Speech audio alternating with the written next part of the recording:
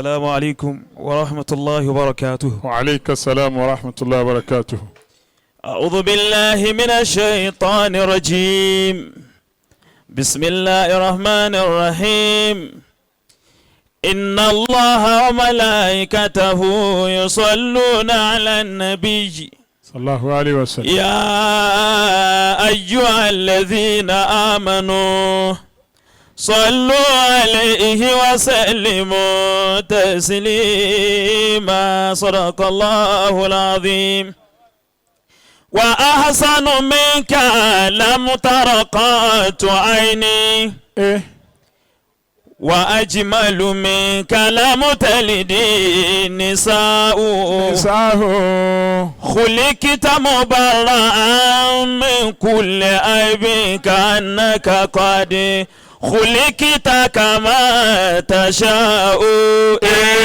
كأنك قد خلقت كما تشاء. صل يا ربنا وسلم على ما الله هو للخلق رحمة وشفاء.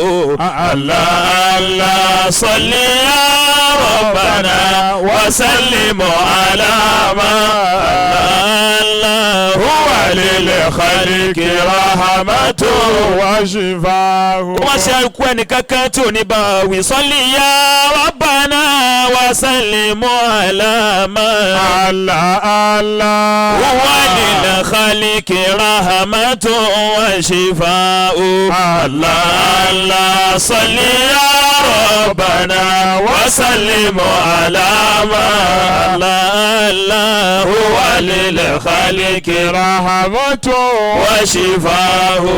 Allah kayfa tariqa ruqiyaka al-anbiya'u. Allah ya sama'a ma tawalat sama'u. Allah lam yusa'uka fi ulaka wa qadha. Allah la sana minka dunahu wa sanahu.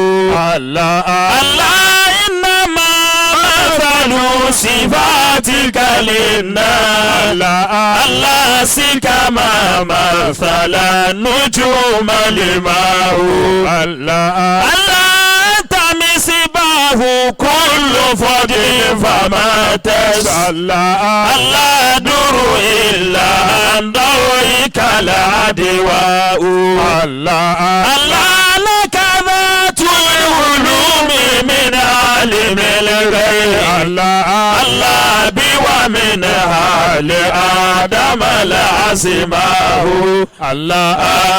Allahumma salli ala Muhammad. Allahumma salli ala Muhammad wa ala alihi wa sahbihi wa sallim. Amin. Amin. اللهم صل على محمد وعلى آله وصحابه واتباعه وسلم. Amin. níbi wáàsí tí gbogbo wa torí ẹ̀ jókòó níbẹ̀ náà ni abá adébáyé a sì sọ fún gbogbo wa pé ẹ dákun ládàá la wá gbà bá a ti farabalẹ̀ yìí bẹ́ẹ̀ náà ni kẹjá farabalẹ̀ ńgbà tí wáàsí bá ń lọ. Kùránù tí wọ́n bá ń ké mẹ́ ká lè jọ ní ládàá torí ládàá ń bẹ fẹ́ni tó bá farabalẹ̀ ńgbà tí wọ́n bá ń ké Kùránù àtẹni tí ń ké àtẹni tó farabalẹ̀ ni wọ́n jọ ní. àjọṣe làkàdíjà kùn àti lèéláfi méjì àkàdíjà kùn kan lèéláfi kan a ṣe àtọwáṣe làkàdíjà kùn mí lèéláfi mí. ẹni ó ní làkàdíjà kùn àti lèéláfi àkọ́kọ́ فضيلة الشيخ المدير ومؤسس لمركز الشيخ أبو بكر عيسى باباوتي وحفظه الله ورعاه للولو نمالتي أواني واني لقد جاكم أتلي إلا فينا ونصره وذكره باباوتي تولون في كي لوري أتدي بانوجي أولو مجو جين لا إلا آمين أولو ما سيين لفو تيوسي لوي آمين لقد جاكم أتلي إلا في كيجي ألاجي إبراهيم تاج الدين نواني wọ́n abẹ́ ti jẹ́ ìdẹ̀kùn fún ayé ọlọ́run má tún jẹ́ ìdìnnira fáyé máa láíláí. àmín. àgbákò làwọn èèyàn wọ́n bá ara wọn síyàn tí wọn ò bá jíṣẹ́ wọ́n mọ̀ bó ti sọ fẹ́ ni wọn pé wọn ò jíṣẹ́ o. bẹ́ẹ̀ni. wọ́n bá wá jíṣẹ́ àwọn èèyàn máa ń sábà dákẹ́. tọ̀. Ájì Mọ̀síúdù Jájì gbogbo ayé ló jíṣẹ́ fún kò fẹ́ sẹ́nìkan nu kọ̀rọ̀kọ́ ń dú tí ń tẹ́ ni ó dọ́dọ̀ rẹ̀ tí ò ṣe kíni tí ò dọ́dọ̀ rẹ̀ ìdẹ̀kùn yín ó sì bágbà tó dáa dé kìí ṣe gbà téèyàn ti wá tí ó jẹ tán títí wá ń gbàwẹ̀ lọ tó ṣe wá ń fún kàwé ní 25 of Ramadan kí ló kù tí èsì mọ́ àwẹ̀ kọ̀ tún la ó kù ọ̀la ní kálukú tí ń ní ìrẹsì yín lé láńlágbàdo yín lé wọ́n ní gàrí yín lé bẹ́ẹ̀ tí wọ́n sọ fẹ́ lérí ibú pé lérí ibú ni ẹ sọ fẹ́ lérí ire pé lérí ire lòun náà Alhaji wa Ibrahim Tajuddin àtàfáàní àtàràlú ni ẹ fi ẹlẹ́yàmẹ̀yà ṣe kálukú ni níwọ̀n rẹ̀ dùn làkàjá kùnlé láfi tí náà Ọlọ́run má jẹ́ dolówó àná. àmín. má jẹ́ wọ́n padà máa lo past tense fún yín lójú ayé yín. àmín. abalẹ̀ ní títún pín rẹ̀ sí tó wà ní and he used to give rice o and he used to give beans o wọn ò ní lo past tense fún yín lójú ayé yín. àmín. làkàjá kùn méjèèjì wọn ni ó nínú bàbá wa Sheikhul Qadiriyya ni wọ́n nìkan mẹ́ Alhaji Tajuddin ni wọ́n ní bó wọn náà bá wá fẹ́ fèrè ara rẹ̀ wá ṣe dáadáa kó o sì sàmí. àmín. àti Sheikh Alhaji Taju wọn ò ní màkàdà sí ibú ẹ̀yin ṣeun tẹ́ mọ́ wàdúrà wa tẹ́ sí rí.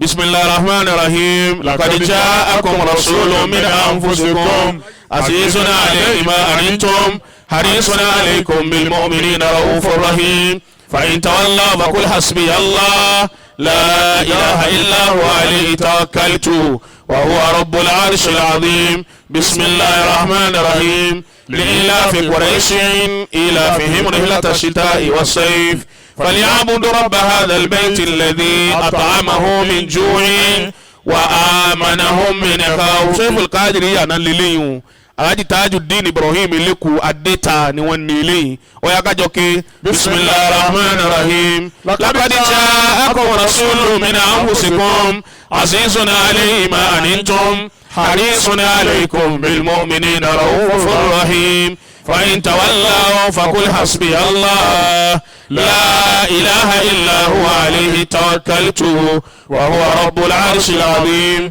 bismillahir rahmanir rahim لإلاف قريش إيلافهم رحلة الشتاء والصيف فليعبدوا رب هذا البيت الذي أطعمهم من جوع وآمنهم من خوف. آمين ومتى متى آمين آمين آمين آمين يا الله.